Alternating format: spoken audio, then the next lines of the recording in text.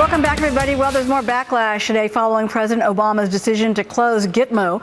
There are many concerns about what closing that facility will mean for national security, particularly when it comes to bringing some of those dangerous detainees to the United States. The GOP reacting to the president's decision in the weekly address today. The president seems to think as if a more timid America would keep us safe. We in the House could not disagree more. We think a confident America is what keeps the peace. A confident America is what will make us secure. Okay, and joining us now, Republican Senator Jerry Moran of Kansas. That's where Fort Leavenworth is located and where some of those detainees could end up. Welcome, Senator. It's good to have you here.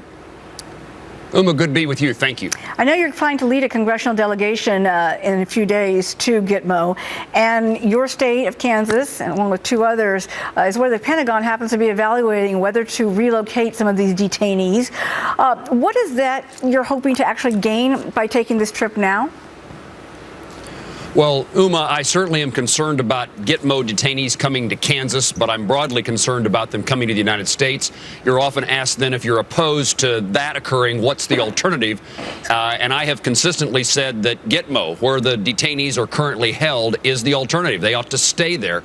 And I think it's important for me, as someone who has espoused that point of view, to make certain I see what's going on at that facility, to talk to our military leaders as well as those who serve us in GITMO to protect our country, to make sure I have their perspective, have a good understanding of what's going on, and have a sense that that what we're doing is correct, to confirm what I believe is the case. And so I think it's important for me to see it with my own eyes and to have conversations with our military leaders and get their perspective. You know, many folks opposed to closing GITMO are arguing that detainees that have been released so far, a number of them have returned to joining terror groups overseas. The Obama administration has insisted that released detainees are being monitored in the countries that have agreed to host them. However, this week, Secretary of State John Kerry offered a response that surprised a number of people when it was revealed that Ibrahim al-Kozi, for example, was released to the Sudanese and is now back helping al-Qaeda. Let's listen in for a moment. Now that he's out, I would hope we would end the policy of issuing terrorists to terrorist nations and where they can get out. Senator, he's not supposed to be doing that, and there are consequences for that, and there will be. But apart from that, the fact is that we've got people who've been held without charges for 13 years, 14 years in some cases. That's not American. That's not how we operate. So Kerry's response is, well, he's not supposed to do that. How can the administration appear to be surprised when some of these detainees are being released back into countries that do support terrorism? What did they expect was going to happen? What's your reaction to that exchange that we just heard? Uma, I'm a member of the Appropriations Committee, including the subcommittee that Secretary Kerry testified in last week's hearings on the budget that has got this conversation about detainees, as well as the Defense Appropriations Subcommittee, in which we heard from military leaders about the role they played in developing the plan. I think just common sense tells us that the release of those detainees, very dangerous individuals, people who are there for a reason for what their past conduct has been, their attacks against the United States and our interests. Common sense tells us that they're not going to change their behavior.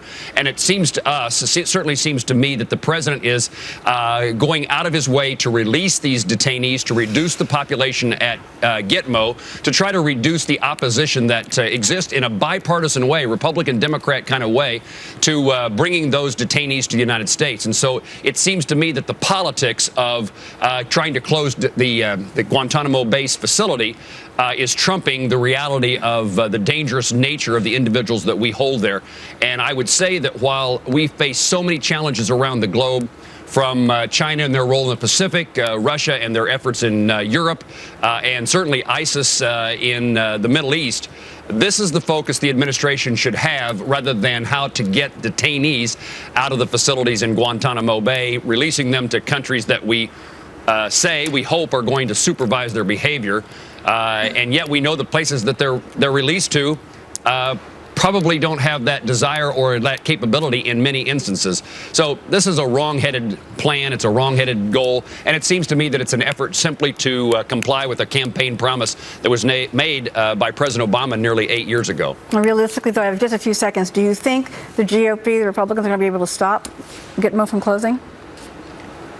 Well, even the Attorney General of the United States indicates that the president does not have the legal authority. And I hope the answer is yes. The president will have to violate the law, and the president will have to overcome the restrictions that have been placed in appropriation bills. So the law says the president can't release those individuals or bring them to the United States, I should say, can't bring them to the United States unless Congress is in agreement.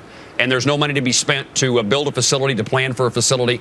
And again, seemingly our military leaders have lack of input into the plan the president proposed, and they should have more input as those military installations' defense is going to be involved. All right, Senator. Thank you so much. We really appreciate it, and all the best on your trip. And report back to us when you get back, please. I'd be happy to. Thank you. Thank you.